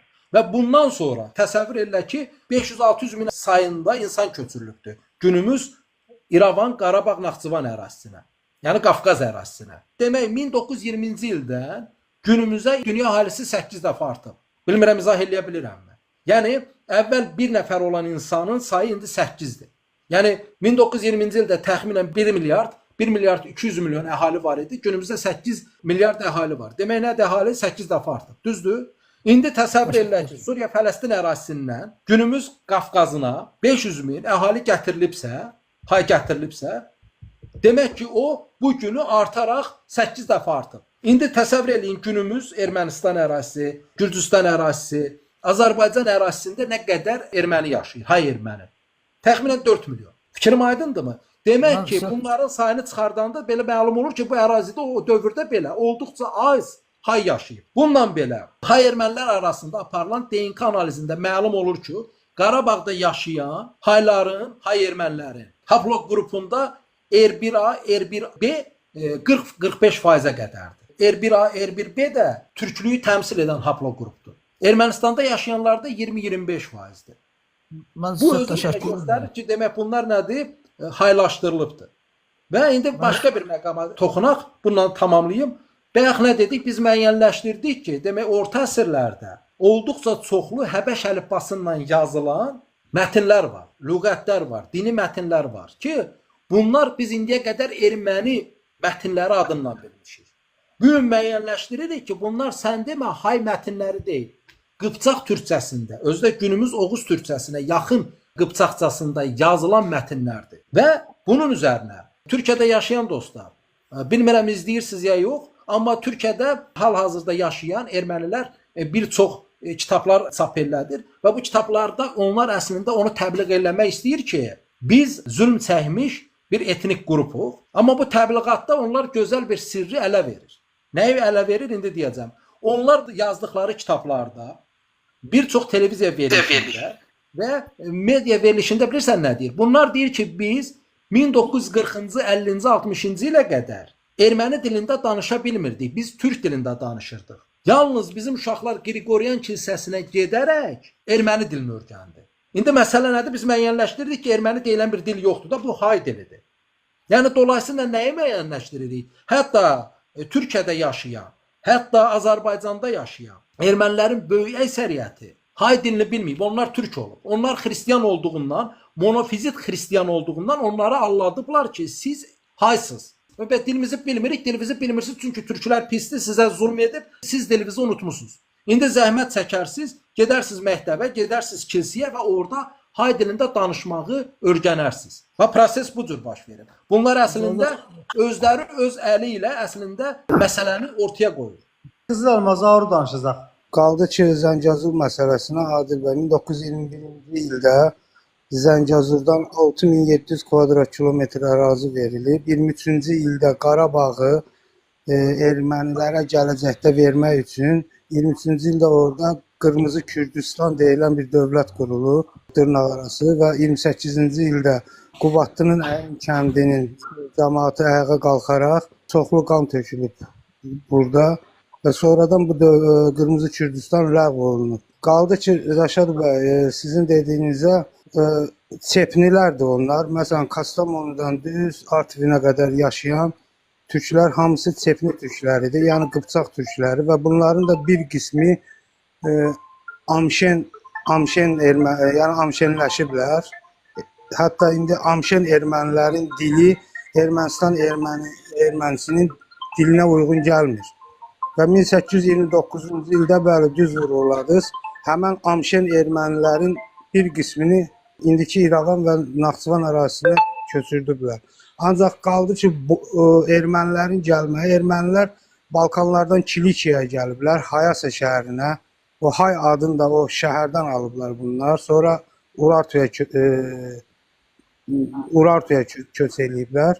Amma Hindistandan gəlmə, çoxu deyir Hindistandan gəlmə, onlar Boşa qaraçılarıdır. Boşa qaraçıları, yəni İranın, indiki İran və Azərbaycan arasında bunlara Boşa deyilir. Türkistana, Orta Asiyaya köç edən qaraçılara bunlara Lülə adını qoyublar orada. Avropada bunlara Lom adını qoyublar. Ancaq İranda və Azərbaycanda Albaniyaya köç edən qaraçılar erməniləşiblər. Yəni erməni Qriqoryan dinini qəbul ediblər. Bəli. Və indi də Qarabağ ermənilərinin demək olar ki, bir 20% həmin o Boşa qaraçılarıdır. Ona görə də Ermənistan, Amşen erməniləri bu Boşa qaraçılarını qəbul eləmirlər. Orada 3 qrup erməni var. Biri Amşen erməniləri, biri Rəşad bəyin vurğuladığı ermənilər, onu düz vurğuladı və biri də sonradan erməniləşən o qaraçılardır. Amma Boşallar erməni deyil, onlar qaraçıdır. Tamam farklı, başqa millət tayfadır. Bir söz deyim, buyurun təzədən davam edeyim. Məsələ budur. Mən burada sadəcə olaraq hansı hissəyə toxundum? Haylarla ermənilər məsələsinə toxunuram. Çünki mənə orada qaraçılar bir o qədər önəmli deyil. Onlar bir-birini qəbul edir, eləmir. Fikrimi tutdunuz. Mən ona görə dedim ki, bir balıq Qarastandan gələn hissə var. Demək, bu ermənilərin erməniləşməsi mərhələləri var da. Biri bu Urartu dönəminə qədər olan mərhələdir. Sonra bir Ərəb dönəmində olan mərhələdir. Daha sonra bir, indi sualda cavabını verdiniz, fikir verdim. Mən sonra danışanda mövzuda deməmişdim, sual üstünə dedim. Bir 1828-1920-ci ilə qədər olan proses var və bir də Birinci Dünya müharibəsindən sonra demək 43-45-ci ildən 48-53-cü ilə qədər İranda yaşayan, Suriya, Fələstində yaşayan Sovet dönəmində yaşayan ermənilərin yenidən İrəvan ərazisinə köçürülməsi və bunun davamı kimi də günümüz Ermənistan ərazisində Respublikasında yaşayan Azərbaycanlıların köçü baş verildi. Mikoyan dönəmində Rusiyanın, Sovetin, Stalinin imzası ilə. Yəni fikir verirsinizmi? 1948-53-cü ildə Ermənistanda yaşayan qədim yerli sakin olan Azərbaycanlılar Ermənistandan köçürülür və eyni ilə İranda və Suriya, Livan ərazisində yaşayan hayları isə gətirirlər Ermənistan ərazisinə. Yəni dolayısıyla burada haylaşdırılma mərhələsinin bir çox məqamı var, Mən sadəcə olaraq burada əsas hayların dini, inancı, ermənilərlə birləşməsi hissəsini danışdım. Və əvvəldə yalnız 2 dənə mənbə verdim. Orada nə dedilər? Dedilər ki, hay dininin formalaşmasında 18 qəbilə iştirak edib. İndi 18 qəbilənin mən burada durub hər birini danışmağın mənası yoxdur, mənə elə gəlir. İndi təbii ki, qardaş bilir, dost səni danışır, ona bir sözüm yox. Yəni mənim üçün maraqlı olan orada haylar, ermənilər, albanlar idi. Fikrim aydınmı? Ona görə də mövzunun adını elə o cür qoymuşduq. Yoxsa indi qaraçı gəlib 2 çeşidi var, 3 çeşidi var. O qaraçılarla hayların problemidir. Səhv deyirəmsə. Bir dəqiqə, Akçakoca. Buyurun. Arkadaşlar, ben şimdi Türkiye'de yaşadığım için bu Ermeni tarihi hakkında biraz malumatım var. Şimdi Ermeniler, bu arkadaşın dediği, Reşat Bey'in dediği gibi Frikya Vadisi'nden gelmişler. Şimdi Malazgirt Savaşı'nda Ermeniler Alparslan'a yardım ettiği için 1080 yılında bugünkü Çukurova'da, Adana bölgesinde bunlara Kilikya Krallığı'nı Alparslan'ın sayesinde Kilikya Krallığı kurulur. Bunda 1280 yılında yıktı bunu. Selahattin Eyyubi yıktı. Şimdi Ermeniler şeye kadar, Osmanlı'nın içinde bu Amerikan İç Savaşı'na kadar 1865 yılına kadar güzel yaşadılar. 1865 yılında Amerikan İç Savaşı'nda pamuk krizi başladığı zaman Amerikalı pamuk tüccarları Adana'ya geldiler. Adana'daki bu araziyi pamuk ekmek istediler. Oradaki Türkleri çalıştırmak istediler. Oradaki Türkler hepsi çoban idi, yani göçer, konar göçer idi. Bunlar çalışmadı. Gitti bugünkü Suriye'den akrabaları, işte Esad'ın akrabalı olanlar var, fellah Arapları var. Onları getirdi, yerleştirdiler. Burada ekmeye başladılar. Pamuk yetiştirmeye başladılar ama buradaki arazinin komplesi Ermenilere aitiydi. Yani Çukurova olduğu gibi Ermeniydi. Bu sefer Ermeniler de, Amerikalı misyonerler Ermenilere 300 tane açtılar. Misyoner okulu açtılar. Yani 6 yaştaki Ermeni çocuğu anasından doğup 6 yaşına geldikten sonra şimdiki üniversite yaşına kadar Ermeni okulu, yani ne Türk talebeyden, Müslümanlardan okumuyordu. Ondan sonra burada bir Ermeni milliyetçiliği buradan başladı. Yani şimdi Van Gölü'nün kıyısında Ermeni uşakları kumun üstüne, yani önceden tebeşir, kağıt yoktu. Yani kumun üstüne Ermeni haritası mesela çizerlermiş. Yani Ermeni milliyetçiliğinin başlaması bu Amerikan misyonerlerinin açtığı 300 tane okuldan dolayı oldu. Bu sefer Osmanlı sahip çıkmayınca bunlar Rusya'nın kucağına şey diye düştüler. Yani böyle çok yetişmiş güzel. Yani Rusya bunlardan faydalandı. Bir de Reşat Bey dedi ki Rusya'nın oluşması şeyden oluştu. İşte Timur'un Altınorda devleti yıkmadan önce şimdi burada bir yanlış var. Şöyle sana söyleyeyim. Şimdi Malazgirt Savaşı 1070 yılında olduğu söylenir ama bundan önce 1048 yılında İbrahim Yanlı isimli bir Selçuklu subayı Paşinler Ovası'nda 75 bin tane Gürcü askerini kırdı. Yani bir tane sağlam bırakmadı.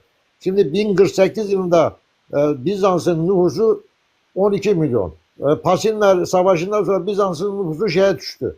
9 milyona düştü. Ondan sonra 1070 yılında şeyin nüfusu o 9 milyondu. Bizans'ın yani Doğu Ruma'nın nüfusu 9 milyondu. Malazgirt Savaşı'ndan sonra 6 milyona düştü. Bu 6 milyon nereye gitti? Bunlar Rusya'ya gitti. En sonunda Fatih Sultan Mehmet İstanbul'u aldığı zaman bu Bizans'ın beyin gücü yani devlet aklı Rusya'ya gitti. Rusya'ya gittikten sonra oradaki yani bugün şimdi devlet zekası yani devlet hafızası bugün İngiltere'nin, Fransa'nın, İtalya'nın devlet hafızası Batı Roma'nın devlet hafızasıdır. Rusya'nın devlet hafızası Abi da lütfen toparlayak. Ben de sizin üstünüze sözü diyeyim, ben gedəsiyəm.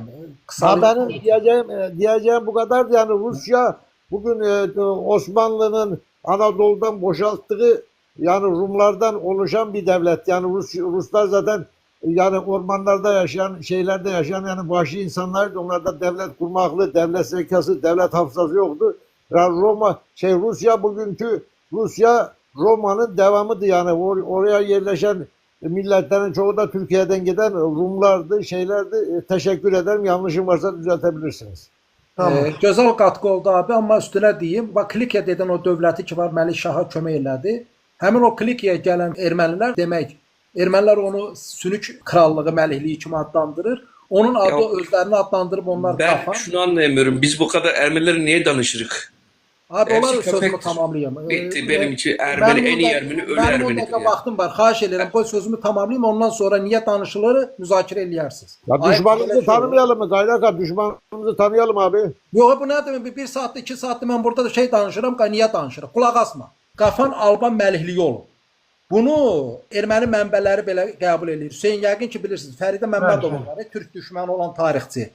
O belə kitablarında qeyd edir ki, həmin o Sünük məlikliyidir, lakin bu gün biz onu bilirik ki, onun adı Sünük deyil. Demək, Alban Qafan məlikliyidir və onlar türk erməniləridir. Onlar demək köçür Kilikiya və doğrudan da onlar bəli nə dedik, demək Məlik Şaha kömək edir. Niyə? Çünki orada yaşayan ermənilər, haylar monofizit idi. Və bayaq dedim, ona görə bilməliyik. Bizans nədir? Bizans diofizit inancı inanırdı.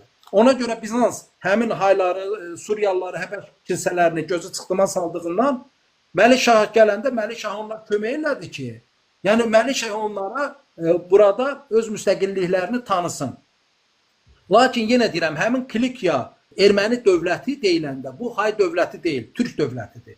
Və onun yazdığı məktublar bu gün artıq qeyd etdim. Fransada, Roma papalığında var, bunlar hamısı Həbəş əlifbası ilə türkcə yazılır. Bu hissə aydındırmı? Yəni onun içində hansı nə qədər nisbətdə sahay olub və axır məsələsi deyil. Ya bax problem bundadır. Demək Əmir Teymur ilə Toxtamışın savaşı, yəni tarix bilirsiniz necədir bəy? Yəni fikir verin, eyni mövzunu fərqli rakurslardan danışmaq olar. Mən sadəcə olaraq mövzu deyildi, ümumi sualın içində qayıdıb dedim. Amma Əmir Teymur Toxtamışı məğlub etdikdən sonra Qızıl Orda dövləti süquta uğradı, xanlıqlar yarandı. Xanlıqlar yarandıqdan sonra o xanlıqların yerində yeni bir vahid türk dövləti yarana bilmədi. Və fərqi yoxdur indi Bizansdan yuxarı Rusiya nə qədər Romalı gedib getməyib. Yəni bu fərqli məsələdir. Amma orada həmin o xanlıqlar mərkəzi bir dövlət yarada bilmədiyindən orada Rusiya çiçəkləndi, yeni bir dövlət yarandı. Məsəl üçün Səlcuqludan sonra xanlıqlar dövrü yarandı, düz. Onu Osmanlı vahid bir dövlətə çevirə bildi. Çevirən məsaxırımız nə olacaqdı xaçılı yürüşlərindən sonra? Azərbaycanda xanlıqlar dönəmi yarandı və biz o xanlıqlar dönəmindən vahid dövlət yarada bilmədiyimizdən Azərbaycan nə oldu? Paramparça oldu. Səlcuqlu dövlətinə tam-tamına biz Oğuz türkü deyə bilərik, yoxsa yox? Bəli, bəli. Oğuz türküdür. Və bir də bir şey deyim, həmin Səlcuqlu da kimlərlə savaşır əslində? Onun gücünü ən çox parçalayan Qıpçaq türkləridir. Gürcü vasitəsilə Qıpçaq türkləri xristian olduğundan gürcülərə kömək eləyir. və Səlcuqlu onunla vuruşduğuna görə Gürcülər öz müstəqilliyini qoruya bilir. Qıpçaqlar günümüzdə fikirləşdiyimiz qədər fərqli bir topluluq deyil. Qıpçaqlar əslində türklərin dış Oğuz qolunu təmsil edənlər olub. Lakin o dış Oğuz qolları fərqli regionlarda gəzdiyindən onların dilində müəyyən fərqli nüanslar yaranıb ki, zamanla artıq o əsl Oğuz dilindən müəyyən qədər fərqlənibdir. Yoxsa əslində Qıpçaqla Oğuz da bir qoldan ayrılıbdır. Bir qoldan, Qıpçaqla Oğuz bir qoldur. Hüseyin qardaş, mən gedirəm. Bir dənə söz deyim. Hamınızdan üzr istəyirəm. Bir dənə söz deyim. Allah sizdən razı olsun. Elimizdə bərəkət hər birinizin. Çox gözəl yayın aparın. Və mən sizə təşəkkür edirəm. Birinci növbədə elə milliyyətçilikdən danışırsa, Turanlar düşmənlərimizi tanımalıyıq. İnsanlarımıza düşmənimiz kim olduğu onu bildirməliyik. Yoxsa əks halda müəyyən dini cəryanlar altında gedib düşmənin alətinə çevrilib bizə düşmən olmasın. Ona görə bu düşmənləri tanıtmaq lazımdır. Erməni də, Farsı da, o birisini də, bu birisini də, hər birini tanıtmaq. Tamamilə Ona görə doğru. sizə böyük təşəkkür edirəm. Çox sağ olun. Bəs xristian türkləri ilə İslamı qəbul edən türklər heç düşünmədimi? Əcdadlarını, keçmişlərini, qan yaddaşlarını, türk olduqlarını düşünmədilərmi? Heç qəlbləri sızıldamadımı? Biz din ayrı qardaş ifadəsinin olduğunu görürük və bir də Azərbaycan türkləri oğlan uşaqlarına kirvə tutduqları əsasən ermənilər olur. Niyə ermənilər? Çünki İslamı qəbul edən Azərbaycan türkləri dinari xristian türk qardaşları ilə qohumluq əlaqələrini saxlamağa çalışır. Amma kirviyə qız verilmir. Niyə qız verilmir? Çünki müsəlman olan türkün kirvəsi xristian türk idi. Daha doğrusu xristianlığı qəbul etmiş ermənilərdir, qıpçaqlardır. Daha sonra onların hamısına erməni deyiləcək. Amma türklərin din ayrı qardaşları ilə qohumluqlarını bərpa etməyə çalışdıqları kirvan layışı tam işə yaramayacaqdır. Ermənilər paylaşacaqdır. Bax belə. Din ayrı qardaş olan kirvələr haqqında da ayrıca danışmaq lazımdır.